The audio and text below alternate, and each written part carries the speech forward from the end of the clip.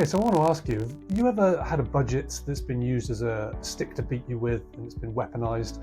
It might be a financial budget, it might be a sales budget.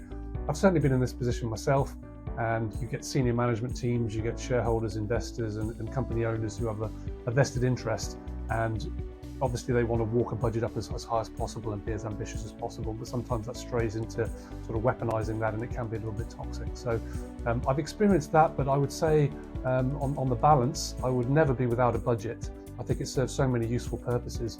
The first of which being to actually demonstrate to these very parties, these very interested parties, that there is ambition in the company and that there's a thought process that's gone into achieving results, and there are numbers that have gone into that as well. So by having that budget is hopefully putting their concerns and their minds at ease, if you like, in terms of the company having a direction.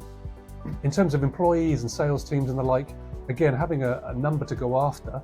I've had a number pinned to my back, if you like, in the past, but having a number to go after and to chase after is incentivizing. It is something that I think teams need. It's better than being rudderless and directionless. So having those numbers to go after is an important aspect to any business.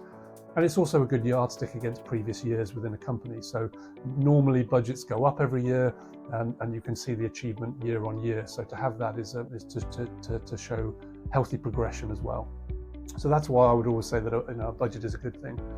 Plus, I like the fact that budgets are a static thing. They are, in the course of a single year, a budget is set and it doesn't move. Now, you can change things, you can change the tactics, you can even revisit your strategy during the course of a year on a regular basis. You can look at that, but your budget is static. It was set at a period of time, and it doesn't bend for anybody's egos, which I really like. So if it's not going well, if you're not achieving your budget, then there's all sorts of learnings which come out of that, which you can take away. And again, if you're exceeding the budget, then there's probably activities and things that are working which you can double down on. But either way, you're learning something, but not by moving the goalposts or explaining away why something isn't happening. As long as you have humility, the fact that the budget doesn't move is very good, because it doesn't protect anybody's precious egos. So I think for that there is a real benefit to having a budget.